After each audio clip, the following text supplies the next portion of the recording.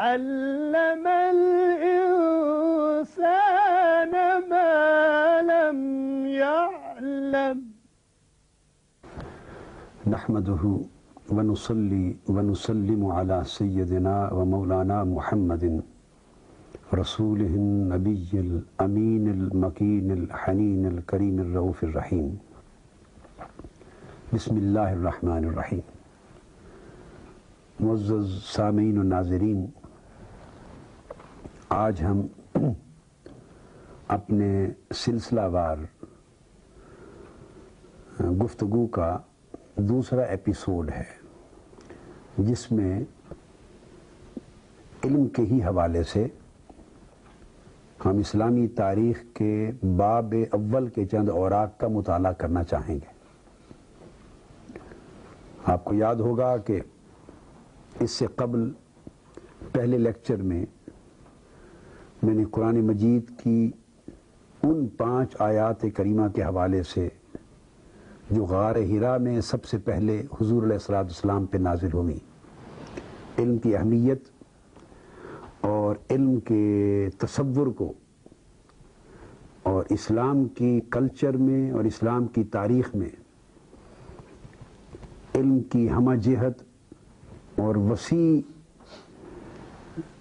اہمیت کو بیان کیا تھا۔ آج ہم اس سے آگے بڑھنا چاہتے ہیں۔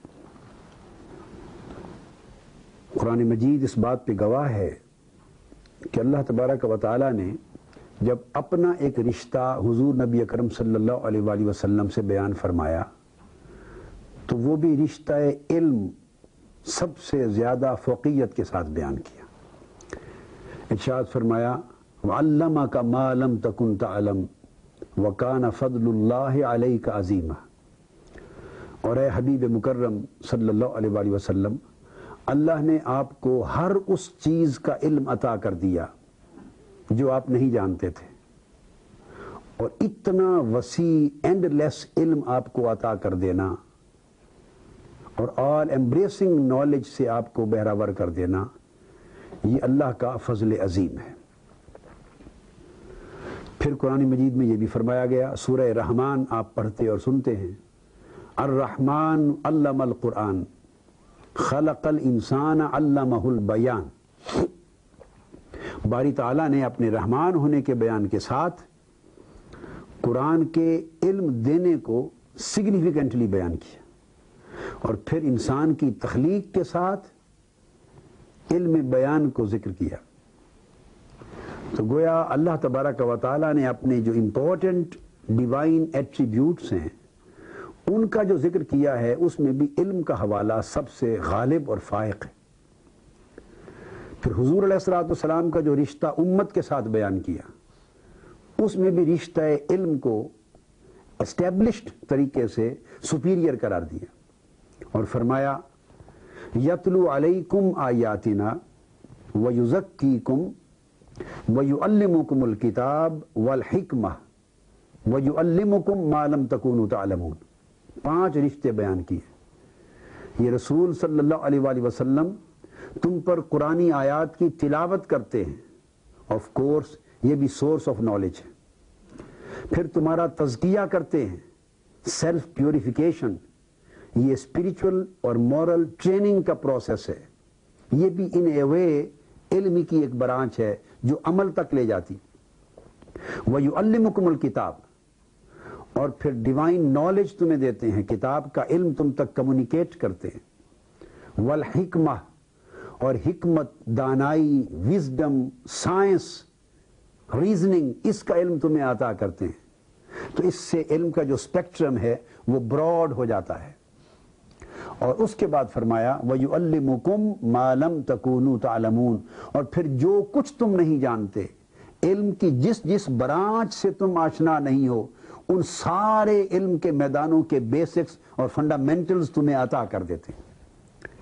لہذا بجا طور پہ کہا جا سکتا ہے کہ حضور علیہ السلام کی بعثت کے بعد آج تک اور آئندہ آنے والے زمانے میں علم کے جتنے چیپٹرز اور علم کے جتنے فیلڈز اور علم کی جتنی برانچز کھل رہی ہیں اور کھلتی رہیں گی، ان کا فاؤنڈیشنل سٹون حضور نبی اکرم صلی اللہ علیہ وآلہ وسلم نے رکھا تھا۔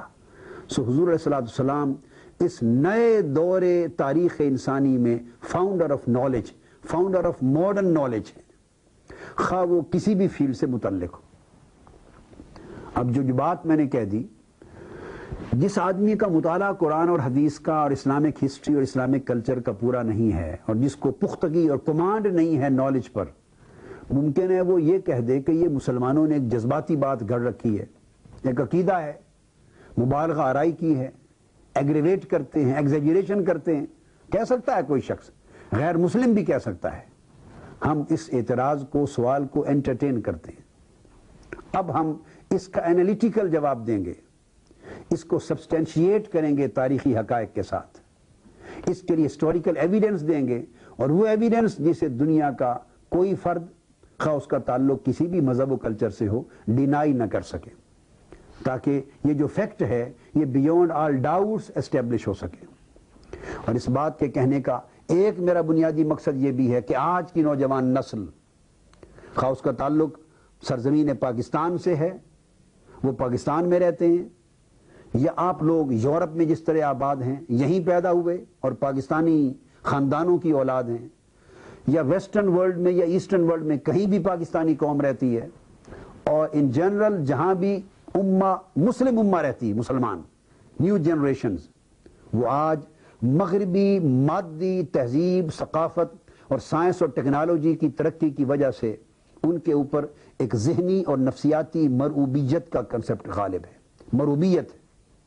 اور وہ اس لیے مرعوب ہیں کہ جس دور میں انہوں نے آنکھ کھولی، مسلمانوں نے علم کے باب میں کوئی اچیومنٹ نہیں کی۔ آج کے دور میں مسلمانوں پر جمود طاری ہے، تعطل طاری ہے، یہ علم کی خیرات لینے اور علم کی اعلیٰ ڈگریز کے لیے بھی ویسٹرن ورلڈ میں جاتے ہیں، ڈاکٹریٹ وہاں جا کے کرتے ہیں، ایڈوانسڈ ایجوکیشن وہاں جا کے کرتے ہیں، اور مسلمان کے ملکوں میں بھی ویسٹرن ہائر ڈگریز کی قدر و قیمت وہاں کی ڈگریز کے مقابلے میں زیادہ ہے۔ تو یہ ایک طرح کا غلامی کا دور آ گیا ہے، پست ہمتی کا دور آ گیا ہے۔ اس نے اسلام کا جو اپنا انٹلیکچوئل ڈومیننس تھا، اس کے ادراک سے آج کی نسل کو محروم کر دیا ہے، اور آج کی نوجوان نسل کو اپنے عظیم ماضی کے ساتھ کٹ آف کر دیا ہے۔ اور آج اگر وہ کوئی بات سنتے ہیں کسی سے بڑے پرعظمت ماضی کی، تو وہ سمجھتے ہیں کہ یہ گپ ہے، یہ من گھڑت داستان ہے، اس کی کوئی حقیقت نہیں ہے۔ میں آپ کو ایک واقعہ بتاتا ہوں۔ میں جب پنجاب یونیورسٹی لاء کالج میں پڑھاتا تھا ایز پروفیسر آف لاء، تو اسلامک انٹرنیشنل لاء پہ بات کر رہا تھا، اور ویسے جو ماڈرن انٹرنیشنل لاء ہے ہمارا اپنا، اس پر گفتگو کرتے ہوئے اوپن ہائم اور سٹارک وغیرہ نے جو کچھ لکھا ہے، تو انٹرنیشنل لاء کی، ویسٹرن انٹرنیشنل لاء کی ہسٹری بیان کر رہا تھا لیکچر کے دوران۔ اس میں انہوں نے ڈیولپمنٹل پیریڈ بیان کرتے ہیں۔ آپ بھی یہاں انٹرنیشنل لاء کو جب پڑھتے ہیں تو گریک پیریڈ سے شروع ہوتی ہے، جب لاء کی اور انٹرنیشنل لاء کی ڈیولپمنٹس، اور آج ماڈرن ورلڈ تک آتی ہے، تو اس میں درمیان کا 1000 سال کا عرصہ میڈیول پیریڈ، اس کو ڈارک ایجز کا نام دیتے ہیں۔ یعنی گریک پیریڈ آتا ہے، رومن امپائر آ جاتی ہے، اور جب اسلام کی پروملگیشن اور اسلامی دور بعثت محمدی کا آتا ہے، اس وقت سے لے کر موجودہ 17ویں اور 18ویں صدی عیسوی تک، جب یورپین اور ویسٹرن ورلڈ میں علم کا اور ٹیکنالوجی اور لاء کا عروج آیا ہے، یہ درمیان کا 1000 سال کا عرصہ، اس کو ویسٹرن ہسٹورینز سائنس کے باب میں، کلچر کے باب میں، نالج کے باب میں، لاء کے باب میں ڈارک ایجز کا نام دیتے ہیں۔ تو ہمارے نوجوان اور آپ نے بھی جن میں یونیورسٹیوں اور کالجز میں پڑھا ہے، وہ سمجھتے ہیں کہ medieval period were dark ages. یہاں میں نے سوال کیا کہ why they were dark ages, کیوں؟ کیا علم اولڈ اینشنٹ ٹائم جو تھا گریک اور رومن ٹائم کے بعد 1000 سال کی چھلانگ لگا کے ماڈرن یورپین پیریڈ میں داخل ہو گیا، خلا کے ذریعے آیا، یا زمین پر from civilisations to civilisations, from nations to nations, from countries to countries, وہ سفر کرتا ہوا گریجولی آیا؟ سوال یہ ہے، یہ کیوں ڈارک ایجز بن گئی؟ یہ مغرب کا تعصب ہے، جس نے آج مسلمانوں کی زوال پذیر علمی حالت کو دیکھ کر، آج گرے ہوئے پسماندہ مظلوم اور بدبخت مسلمانوں کی اس کیفیت کو دیکھ کر ناجائز فائدہ اٹھایا ہے اور ایکسپلائٹ کیا ہے، اور ان کے پرعظمت ماضی کے دور کو بالکل اندھیروں کے پردوں میں چھپا کے ان کی آنکھوں سے اوجھل کر دیا ہے۔ یہ ڈارک ایجز اس لیے ہے کہ اس وقت محمد مصطفیٰ صلی اللہ علیہ وسلم کی بعثت ہوئی تھی. یونان کا دور ختم ہو گیا تھا, رومن امپائر کا دور آیا تھا, اور جب رومن امپائر کی سیولائزیشن اور رومن امپائر کا جو کلچر اور نالج جب زوال پذیر ہو گیا تھا, اس کے بعد یورپ تو نہیں آیا ڈائریکٹلی, رومن امپائر کے بعد یورپ کی سیولائزیشن تو نہیں اٹھی, درمیان میں 1000 سال اسلام کے آئے ہیں. ڈارک ایجز اس لیے ہے کہ پورا یورپ اس وقت ڈارکنس میں تھا, امریکہ ڈارکنس میں تھا, پوری ویسٹرن ورلڈ اگنورنس اور الٹریسی کے اندھیرے میں تھی. مگر اندھیرے میں یہ تھے, ہم تو نہیں تھے, ہم تو اس وقت ٹارچ بیئررز تھے, ہم علم کے چراغ جلا رہے تھے, علم کی شمع روشن کر رہے تھے ہمارے آبا و اجداد. کبھی مکہ میں علم کا چراغ جل رہا تھا, کبھی مدینہ میں چراغ جلا, وہاں سے پھر کوفہ کی سرزمین پہ علم کے چراغ جلے, وہاں سے ڈماسکس میں علم کے چراغ جلے, وہاں سے مصر میں علم کے چراغ جلے, وہاں سے کرتبہ میں علم کے چراغ جلے, وہاں سے کورڈووا کے بعد گرینیڈا میں علم کے چراغ جلے, بال بکہ میں علم کے چراغ جلے, سیریا میں علم کے چراغ جلے, پھر بغداد میں علم کے چراغ جلے, پھر نیشا پور نظامیہ ایران میں علم کے چراغ جلے, پھر سینٹرل ایشیا میں علم کے چراغ جلے. وہ 1000 سال جسے مغربی دنیا نے اسلام دشمنی کے پیش نظر ڈارک ایجز کہہ کر مسلمانوں کے اس علمی کاوشوں اور علم کی اچیومنٹس کو اندھیرے میں پھینک دیا ہے, وہ ڈارک ایجز ان مغربی دنیا کے لوگوں کے لیے تھی, اسلام اور امت مسلمہ کے لیے نہیں تھی. اسلام 1000 سال تک مشرق سے مغرب تک پوری دنیا کو علم کا نور بانٹ رہا تھا. مغربی دنیا اور یورپ کے لوگ علم کی خیرات لینے کے لیے اس وقت ڈماسکس آ رہے تھے, قرطبہ آ رہے تھے, غرناطہ آ رہے تھے, بغداد آ رہے تھے, مصر آ رہے تھے. اب انہوں نے کیا کیا کہ تاریخ علم لکھتے ہوئے اس کو ڈارک ایجز کہہ کر اپنے صفحات سے نکال دیا, اور رومن امپائر کی اچیومنٹ کے بعد ڈائریکٹ ماڈرن ویسٹرن ڈیولپمنٹس پہ آ گئے, اور میڈیول ایرا کو آج کتابیں میں آپ کو کوٹ کروں گا کہ میڈیول ایرا پہ جو کتابیں لکھی گئی ہیں کیا وہ ان حقائق کو بیان کرتی ہیں یا نہیں. میں بتانا یہ چاہتا ہوں کہ جتنا ماڈرن ورلڈ, میڈیول اور ماڈرن ورلڈ میں جو علم کا بریک تھرو ہوا ہے وہ اسلام اور پیغمبر اسلام صلی اللہ علیہ وسلم کا مرہون منت ہے. آئیے ہم اس کا تھوڑا سا آج تاریخی جائزہ لیتے ہیں. اس وقت آپ کے دکھانے کے لیے میرے ہاتھ میں جو کتاب ہے وہ ہسٹری آف دی عربز, یہ دنیا کا نامور مورخ ہے ویسٹرن فلپ کے ہٹی, پروفیسر ہٹی کے نام سے, اور معروف کتاب ہسٹری آف دی عربز. وہ کتاب میں اس وقت کوٹ کر رہا ہوں, اس کا پیج 557 ہے, انٹلیکچوئل کنٹریبیوشنز کا یہ پیج ہے. ڈیٹیل میں دکھا اس لیے رہا ہوں تاکہ آپ کے شوق پیدا ہو اور ان کتابوں کی طرف رجوع کریں. میں اس کا صرف ایک پیرا آپ کے لیے پڑھنا چاہتا ہوں. پروفیسر ہٹی لکھتا ہے, مسلم اسپین, یہ اسلام کے اسپین کے دور کی بات ہو رہی ہے, wrote one of the brightest chapters in the intellectual history of medieval Europe between the middle of the 8th and the beginning of the 13th centuries. As we have noted before, the Arabic-speaking peoples were the main bearers of the torch of culture and civilization throughout the world. Moreover, they were the medium through which ancient science and philosophy were recovered, supplemented, and transmitted in such a way as to make possible the renaissance of the Western Europe.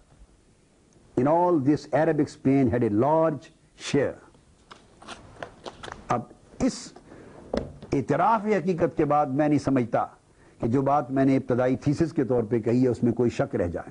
وہ کہتے ہیں کہ جو modern Europe ہے اس میں علم کا جو عروج اور ارتقاء ہوا ہے وہ سارا کا سارا اسلام اور عربوں کی تخلیقات کا مرہون منت ہے. اور علم, سائنس, ٹیکنالوجی اور کلچر جو ماڈرن یورپ کو پہنچا ہے اور یورپ سے پھر امریکہ پہنچا ہے وہ سارا کا سارا اس کا میڈیم اسلام ہے. مسلم عرب ہیں جن کے ذریعے اسلام نے یورپ اور اس کے ذریعے امریکہ تک کی دنیا کو روشن کیا ہے. اب ایک اور کتاب جو میں کوٹ کر رہا ہوں, یہ مونٹگومری واٹ, پروفیسر واٹ معروف آدمی ہے, ان کی کتاب ہے the influence of Islam on medieval Europe. Europe کا جو درمیانی پیریڈ ہے وہ 1000 سال, اس میں اسلام کا انفلوئنس کیا تھا. اس کتاب کا جو چیپٹر 3 ہے وہ ہے Arab achievements in science and philosophy. یہ پیج 30 ہے. اس کا صرف ایک پیرا آپ کے لیے پڑھتا ہوں جسٹ فار اے ریفرنس. وہ بیان کرتے ہیں the Arabs have really achieved great things in science. They taught the use of ciphers, Arabic numerals, although they did not invent them, and thus became the founders of the arithmetic of everyday life. They made algebra an exact science and developed it considerably and laid the foundations of analytical geometry. They were indisputably the founders of plane and spherical trigonometry, which properly speaking did not exist among the Greeks, جو اسلام سے پہلے Greeks میں exist ہی نہیں کرتی تھی. In astronomy they made a number of valuable observations. اس طرح یہ آگے بڑھتی چلی جاتی, بلکہ وہ کہتا ہے it is clearly difficult to give a balanced assessment of the scientific achievements of the Arabs. وجہ آگے بیان کرتا ہے چونکہ اسلام کے بارے میں لکھنے والوں نے, یہ خود لکھتا ہے, تعصب سے کام لیا ہے اور اس تعصب کی وجہ سے حقائق نگاہوں سے اوجھل ہو گئے. یہ ایک اسلامک سرویز ایک کتاب ہے اور اس میں والیوم 2 ہے اسلامک میڈیسن پر. ان میں کوئی آتھر مسلمان نہیں ہے, مینفریڈ اولمین. اس نے پوری کی پوری برانچز کو لکھا ہے, survey of the history of Arabic medicine. پھر وہ اس میں بیان کرتا ہے یہ ابن سینا کی جو کتاب القانون ہے, جو 18ویں صدی عیسوی تک انگلینڈ اور یورپ کی کتابوں میں میڈیسن میں شامل نصاب تھی, ابن سینا کی, اس کا اس نے فرنٹ پیج کی تصویر دی ہے. پھر وہ فزیالوجی اور اناٹمی کا کنٹریبیوشن اسلام کا لکھتا ہے یورپین ورلڈ میں. اس کے بعد پیتھالوجی کا کنٹریبیوشن اسلام کا لکھتا ہے یورپین ورلڈ میں اور میڈیکل سائنس میں. پھر ٹرانسمیسیبلٹی آف النس اینڈ اس کو بیان کرتا ہے. پھر وہ ڈائٹیٹکس اینڈ فارمیسیوٹکس اس کے بارے میں لکھتا ہے, فارمیسیوٹکس جو چیزیں ہیں میڈیسنز, اور اس کے بارے میں آگے الغرض کس طرح کی سیریز آف بکس ہیں جو اسلام کی اچیومنٹس کو بیان کرتی. اب میں 2-4 ریفرنس اس مقام پہ دینا چاہوں گا. ایک روزنتھال اسلامک کلچر, اس میں بیان کرتا ہے, اس کا والیوم 11 ہے اور پیج 336 جولائی 1937 کا شمارہ. اس میں روزنتھال بیان کرتا ہے ان مسلم days کارڈوا was the center of European civilization and one of the greatest seeds of learning in the world. یہ صرف اعترافات ہیں چند ایک کہ کارڈووا اور اسپین کے اسلامی دور میں یورپین سیولائزیشن کی سب سے بڑی سیٹوں میں سے ایک علم کی سیٹ کارڈووا اور قرطبہ تھا. C.H. ہیسکنز نے ہسٹری آف میڈیول سائنس میں لکھا ہے the broad fact remains that the Arabs of Spain were the principal source of the new learning for Western Europe. یہ studies in the history of medieval sciences.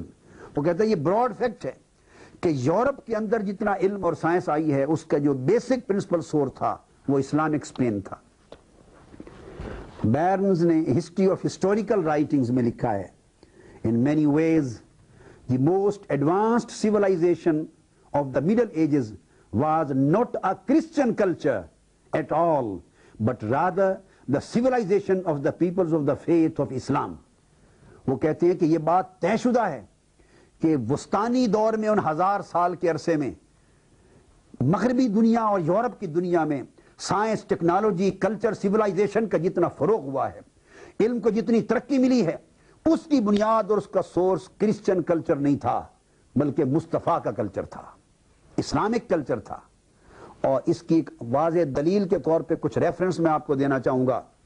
آج سے 800-900 سال پیچھے چلے جائیے.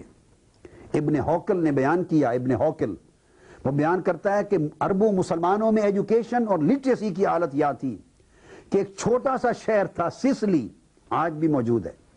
سسلی چھوٹے سے شہر میں, اس وقت وہ چھوٹا شہر تھا, مسلمانوں کے دور حکومت میں آج سے 900 سال قبل تقریباً 600 صرف پرائمری اسکول تھے ایک چھوٹے سے ٹاؤن میں. آپ لٹریسی ریٹ اور ایجوکیشنل اچیومنٹس کی طرف ذرا توجہ کرتے چلے جائیے. اور ایک اور ریفرنس ابو القاسم بلخی نے بیان کیا ہے. وہ کہتے ہیں کہ سسلی میں جو میرا اسکول تھا, صرف میرے اسکول میں 3000 اسٹوڈنٹس پڑھتے تھے. اس طرح دمشق کے سکول، حلب کے سکول، بغداد کے سکول، موصل کے سکول، مصر کے سکول، بیت المقدس کے سکول، قرطبہ کے سکول، نیشاپور کے سکول، خراسان کے سکول، پھر کالجز، پھر یونیورسٹیاں ہزاروں لاکھوں سٹوڈنٹس کے ساتھ معمور تھی. اور بغداد کی انٹرنیشنل جامعہ نظامیہ، انٹرنیشنل یونیورسٹی، جس کے کسی زمانے میں امام غزالی وائس چانسلر رہے، نظامیہ یونیورسٹی بغداد 9ویں صدی ہجری، یعنی آج سے تقریباً 900-800 سال قبل کی بات، 700-800 سال قبل، اس میں وہ فرماتے ہیں کہ صرف بغداد کی ایک یونیورسٹی میں 6000 سٹوڈنٹس زیر تعلیم تھے، ایک یونیورسٹی کے اندر. اور آگے پھر دمشق جو ڈماسکس شہر ہے، اس کے اندر ایک بڑا سگنیفیکنٹ ہسٹوریکل ایویڈنس دے رہا ہوں. صرف دمشق شہر میں آج سے 700-800 سال قبل کا عالم یہ تھا کہ صرف دمشق میں 130 لا کالجز تھے، ایک شہر میں. حنفی، مالکی، شافعی اور حنبلی، ان تمام سکولز آف لا کے 130 لا کالجز تھے صرف دمشق شہر میں. اور اس کے علاوہ میڈیکل سائنس کے جو کالجز وہ الگ تھے. یہ 900 سال قبل کی بات ہے. وہ بیان کرتے ہیں کہ اس شہر کے اندر 900 سال قبل 256 پروفیسرز آف لا تھے. صرف میں لا کی بات کر رہا ہوں. 256 پروفیسرز آف لا جو لا اور فقہ حنفی اور جورسپروڈنس کے اور دیگر فقہی مذاہب کے اسپیشلسٹ تھے. اتنا بڑا رچ شہر تھا وہ صرف لا اور جورسپروڈنس کے ماہرین پر. پھر اس کے بعد ہاسپٹل تھے. ولید بن عبد الملک نے سب سے پہلا ہاسپٹل بنایا، اور یہ 86 تا 96 ہجری کی بات ہے، پہلی صدی ہجری میں. آج سے 1300-1400 سال پہلے ہاسپٹل بنا. اور اس سے قبل ڈسپینسریز رہیں، موبائل میڈیکل یونٹس رہے، میڈیکل ایڈ سینٹرز رہے، اور یہ ڈیولپ ہوئے. پھر انڈور پیشنٹس کے وارڈز بنے، اور ان میں ڈپارٹمنٹ آف سسٹیمک ڈیزیزز قائم ہو چکے تھے 900 سال قبل. آپتھیلمک ڈپارٹمنٹ، آنکھوں کے علاج کے ڈیولپ ہو چکے تھے. سرجیکل ڈپارٹمنٹ ڈیولپ ہو چکے تھے. آرتھوپیڈک ہڈیوں کے وارڈ ڈیولپمنٹ ہو چکے تھے. اور department of mental diseases develop ہو چکے تھے. میڈیکل کالج اتنے زیادہ تھے کہ نوری ہاسپٹل، مصر کے ابن طولون ہاسپٹل کے ساتھ میڈیکل سائنس پر کتابیں تھیں. ایک میڈیکل کالج کے ساتھ 1,00,000 میڈیکل سائنس کی کتابیں ان کی لائبریری میں ہوتی تھی. بغداد کا ازدی ہاسپٹل تاریخی ہاسپٹل تھا. دمشق کا نوری ہاسپٹل تھا جہاں میڈیکل کالج تھا. مصر کا منصوری ہاسپٹل تھا جہاں میڈیکل کالج تھا. مراکو کا مراکن ہاسپٹل تھا جہاں میڈیکل کالج تھا. یہ وہ دور تھا جہاں اسلام کی دنیا سائنس میں، میڈیکل سائنس میں، ہاسپٹلز میں، ٹیکنالوجی میں، کلچر میں، دنیا کی ہر سائنس میں اس وقت کلائمیکس پر تھی. پوری دنیا کے اندر علم کے ستارے مسلمان شہروں میں جگمگا رہے تھے. اور اس کے برعکس انگلینڈ اور فرانس سمیت وہاں لوگوں کا علاج بالوں کو الٹا لٹکا کر، باندھ کر، جنات بنا کے، سر کو گنجا کر کے کیا جاتا تھا. وہاں میڈیکل سائنس کا کنسپٹ نہیں تھا، ماڈرن ٹریٹمنٹ کا کنسپٹ نہیں تھا، ماڈرن کلچر کا کنسپٹ نہیں تھا. برطانیہ کی ملکائیں کئی مہینے نہانا گناہ سمجھتی تھیں. شہروں میں لائٹس نہیں تھیں، لوگ اندھیرے میں تھے، ماڈرن کلچر نہیں تھی. سارا یورپ اندھیرے میں تھا، اور پوری دنیا کو کلچر، سائنس، علم اور ٹیکنالوجی شرق سے غرب تک اسلام ٹرانسفر کر رہا تھا. ان حالات میں پاپولیشن اور کلچر کی ڈیولپمنٹ یہ تھی کہ صرف کورڈووا شہر میں، چھوٹا ایک شہر، اس میں 2,83,000 شاندار تعمیر شدہ مکان تھے. یہ لوگوں کے لیونگ سٹینڈرز بیان کر رہا ہوں. بڑی 80,000 کے قریب اونچے پلازے تھے، کمرشل پلازے تھے اور لیونگ کے ریزیڈینشل پلازے تھے. اس کے بعد اس میں 600 ایک شہر میں عظیم الشان مساجد تھیں. اور لٹریسی ریٹ آج سے 800 سال پہلے قرطبہ کا 100% تھا. 100% لٹریسی ریٹ تھا. I am talking of historical facts. You can find each and every fact in the historical books. اور عالم شرع خواندگی کا 100%، اور اس کا صرف ایک شرقی محلہ تھا. اس محلے میں خواتین، اب میں ویمن رائٹس کی بات کر رہا ہوں، خواتین میں لٹریسی ریٹ اور شرع خواندگی کیا تھی. صرف ایک محلے میں قرآن مجید کی کیلی گرافرز، کاتب، لکھنے والی کیلی گرافرز، 170 خواتین صرف ایک محلے میں کیلی گرافرز تھی. یہ لٹریسی ریٹ کا عالم خواتین میں تھا. شہر میں، چھوٹے شہر میں 80 کالجز تھے اور 50 ہاسپٹل تھے. یہ میں نے صرف 900 سال قبل ایک شہر قرطبہ کا نقشہ کھینچا ہے. نتیجہ اس کا کیا؟ یہ سب کچھ کیا ہوا؟ علم کا وہ چراغ جو غار ہیرا سے جلا تھا، اور فروغ علم کی وہ تحریک جسے سرزمین مدینہ سے پیغمبر اسلام نے شروع کی تھی، وہ قیدیوں کو رہائی دے کر علم کے بدلے اس علم کی تحریک نے وہ انقلاب برپا کیا کہ ایک صدی ابھی اسلام کی آمد کو ختم نہ ہوئی تھی، اور حضور علیہ السلام کے وصال کو ابھی ایک صدی ختم ہوئی تھی، اور دوسری صدی کا زمانہ تھا کہ پوری دنیا میں مسلمان علم کے لیڈرز بن چکے تھے، ٹارچ بیئرز بن چکے تھے، کلچر اور سیولائزیشن کے فاؤنڈر بن چکے تھے، سائنس اور ٹیکنالوجی کے فاؤنڈر بن چکے تھے. اگلی سیریز میں آپ کو اسپیسیفک ایک ایک برانچ کی طرف پھر لے کے جاؤں گا، ایک ایک برانچ آف نالج اور branch of science per specific بات کریں گے کہ کتنی کتنی بڑی اچیومنٹ تھی. بتانا مقصود یہ ہے عزیزان محترم، ہم نے دور اول میں اسلام دنیا کی عظیم سپر طاقت بنا، supreme and super civil super power of the world بنا. کلچر، سیولائزیشن، دفاع، اقتصادیات، مالیات، سماجیات اور سائنس ٹیکنالوجی میں دنیا کی سب سے بڑی طاقت بنا، اور شرق سے غرب تک اقوام عالم جس طرح آج ویسٹرن ورلڈ اور امریکہ میں دوڑتی ہیں، اس طرح وہ اسلامک ورلڈ میں دوڑ کے آ کے علم کی خیرات لے کر ڈگریز لے کے جاتی تھیں. وجہ کیا تھی؟ اسلام کو مقام بلند کس وجہ سے ملا؟ میں بتانا چاہتا ہوں کہ مقام بلند صرف علم کی ترقی سے ملا، سائنس کی ترقی سے ملا، ٹیکنالوجی کی ترقی سے ملا، اور سائنٹیفک کلچر کی ترقی سے ملا. آج امت مسلمہ بالعموم اور ہمارا پاکستانی معاشرہ اور نوجوان نسل عیاشی میں مبتلا ہو گیا ہے. کمائی کم ہے، بربادی زیادہ ہے، عیاشی ہے، کلب ہیں، نائٹ کلبز ہیں، تباہی ہے، اخلاقی بے رہروی ہے، جہالت ہے. ہم اپنے مقام علمی سے نیچے گر گئے ہیں، ہماری ویلیوز تباہ ہو گئی ہیں، علم سے دور چلے گئے، جہالت کے اندھیروں میں ہیں. ہمارے والدین کو علم کی فکر نہیں، ہمارے اساتذہ کو فکر نہیں، ہماری سوسائٹی کو فکر نہیں، اور امت مسلمہ میں مجمع حیثیت مجموع لیڈروں کو فکر نہیں. آج ہم 21ویں صدی کے چیلنج کا مقابلہ نہیں کر سکتے. ہم مغربی دنیا کے ساتھ ایک باعزت ترقی یافتہ قوم کی حیثیت سے نہیں بیٹھ سکتے اگر ہم اپنے گرے ہوئے مقام کو دوبارہ زندہ کرنا ہے. اے پاکستانی قوم کے نونہال بچوں، عزیزان وطن، سن لو، آج سے عزم کر لو. اگر ہم ایک زندہ، باغیرت اور مہذب قوم کے طور پہ اگلی صدی میں داخل ہونا ہے تو ہمیں علم کی شمع کو دوبارہ روشن کرنا ہوگا، ہمیں سائنس اور ٹیکنالوجی کی ترقی کرنی ہوگی، ہمیں روز اول کی طرح اس طرح آگے بڑھنا ہوگا کہ ہم سائنس، ٹیکنالوجی، کلچر اور علم میں دنیا کے امام بن سکیں. آج آنے والے وقت میں علم کی جنگ ہوگی. جو علم کے اسلحے سے لیس ہوگا وہ قوم جیتے گی، جو علم میں پیچھے رہ جائے گا وہ مار کھا جائے گا. یہ میرا پیغام علم ہے، اسے گھر گھر پہنچا دو.